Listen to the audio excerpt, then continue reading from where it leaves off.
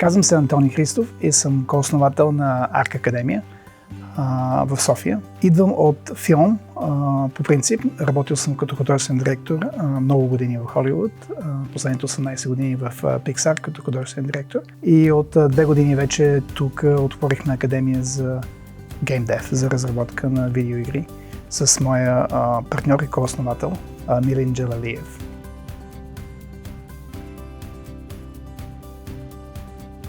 Ние обучаваме студенти в областта на разработка Game Dev, разработка на видеоигри, в по-креативната част. В смисъл такъв, че всичко е креативно свързано с този продукт, но ние наблягаме на 3 основни посоки, които са концептуално виждане, концепт арт, 3D, моделиране, анимация и също гейм дизайн. Гейм дизайн е нещо, което е повече свързано с историята и с идеята за една игра.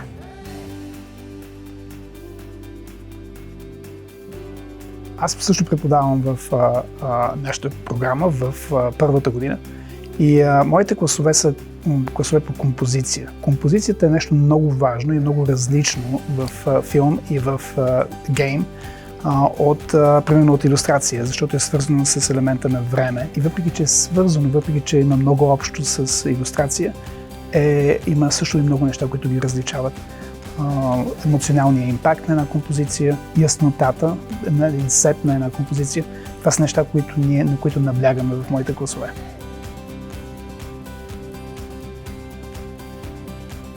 Какво се изисква, за да се включи човек в тази индустрия за Game Dev? Изисква се нуждата, която извира отвътре фактически, нуждата да създаваш нещо различно, нещо креативно. Това е нещо, което креативността няма една медия или един начин, по който човек да изрази с неговата и нейната креативност. Творчеството и оригиналното мислене се изразява в много различни начини. В гейм индустрията просто всичко се събира на едно место съвкупно, от музика до писане на история, до креативно мислене, до креативно писане, до изобразителни изкуства, до програмиране, до менажиране на продукта, продуцентство. Това са различни умения, които и във всяко едно от тях се изисква човек да обръща внимание и да има нужда да бъде креативен отвътре, да му идва просто. Никой няма да забравя един TED Talk, мисля, че беше, където един човек сподели как едно малко момиченце рисува нещо и учителката отива до него и до нея и я пита какво рисуваш, и тя казва рисувам Бог. Учителката я пита, а ти знаеш ли как изглежда Бог? И детето казва, чакай сега започна. Нали? Мисълта ми каква е, че креативността, ние влизаме в това нещо без да знаем какво да очакваме. Това е кариера, която е много ценна и е много важна за нас да бъдем креативни и да не повтаряме също нещо всеки ден.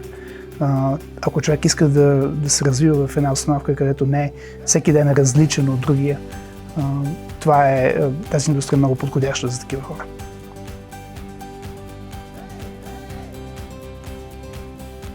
Много е важно човек да има фундаментите, когато иска да се занимава с рисуване и с концепт арт по принцип.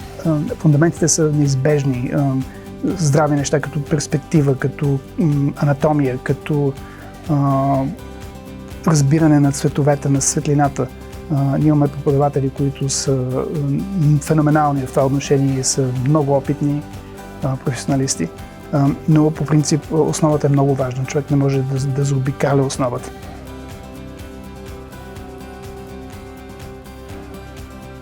Много често ми задават въпроса какви са възможностите за реализация в България в тази сфера. И това е всъщност интересен въпрос. Току-що всъщност говорих с един от нашите преподаватели, Христо Чуков, който е арт директор в GameLoft. И той има предложения от различни компании в LA, в Западна Европа, Северна, в Швеция. Току-що ми каза, че има предложения и за художествен директор, и за всичко. И всичкото може, дори много често няма човек нужда да се релокейтва и да се мести от България в днешната атмосфера, в днешния климат, където вече ние всички открихме, че нещата могат да се случват дистанционно. Нашите партньори от Америка за България всъщност направиха нещо много щедро и нещо, което е всъщност много полезно за всички студенти, които искат да се развиват в тази посока. И това е така наречената гаранция за студентски заеми. Гаранция, която фактически, ако студентът остане в България, остане и работи в България, без да се налага да работи за българска компания или за компания, която е физически в България, или да работи за компания, която е свързана с тази индустрия по принцип.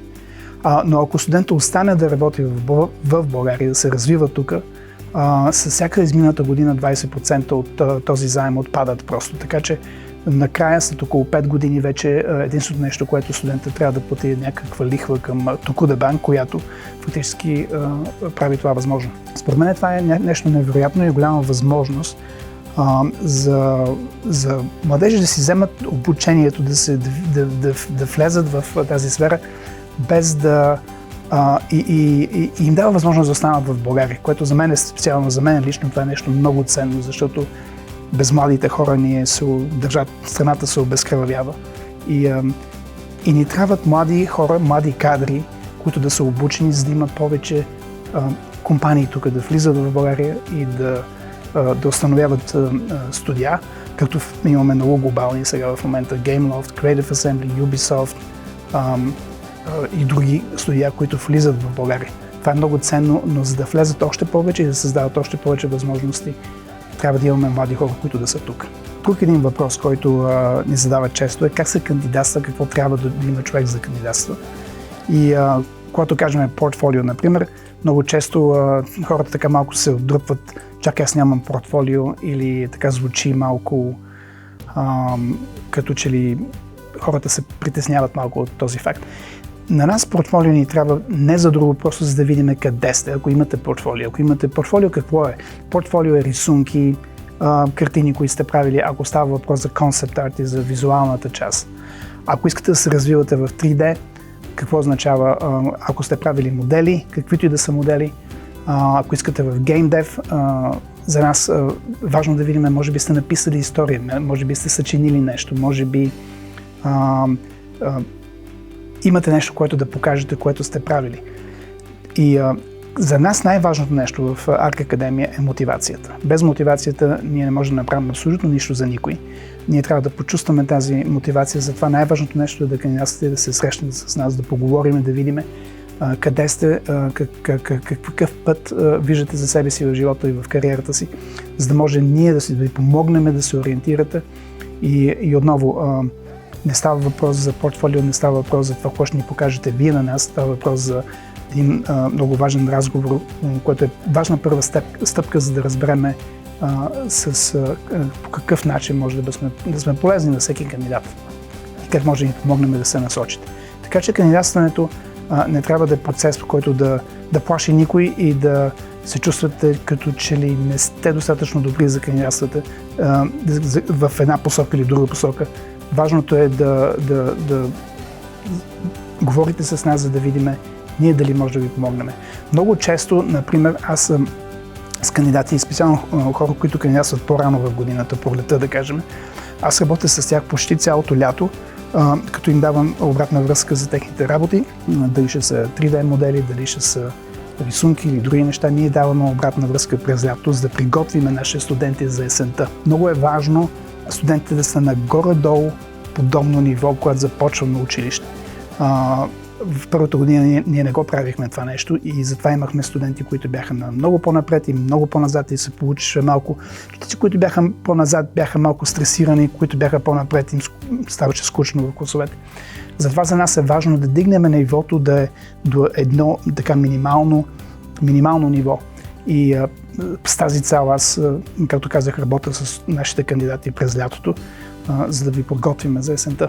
Така че, по принцип, важното е да се видим, важното е да говорим, важното е да ви усетим мотивацията.